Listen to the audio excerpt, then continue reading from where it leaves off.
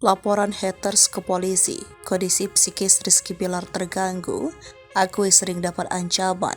Kuasa hukum Rizky Bilar, Sadrak Seskwadi, ungkap alasan kliennya mendatangi Polda Metro Jaya, Kamis 19 Januari 2023 malam. Ia membantah tudingan kedatangan Rizky Bilar ke kantor polisi lantaran terlibat kasus hukum.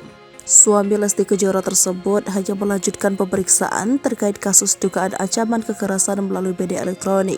Rizky Bilar telah melaporkan beberapa akun media sosial terkait ancaman kekerasan yang ditujukan kepadanya Selasa 10 Januari 2023 lalu. Lebih lanjut, ia menyebut jika ancaman yang diterima Rizky Bilar berupa video yang diunggah ke media sosial. Bapak Muhammad Leslar Al-Fatih tersebut datang sebagai saksi untuk diminta keterangan polisi. Lebih lanjut, ia menyebut jika ancaman yang diterima Rizky Bilar berupa video yang diunggah di media sosial. Akibat ancaman kekerasan tersebut, kondisi psikis Rizky Bilar dan Lesti Kejora terguncang.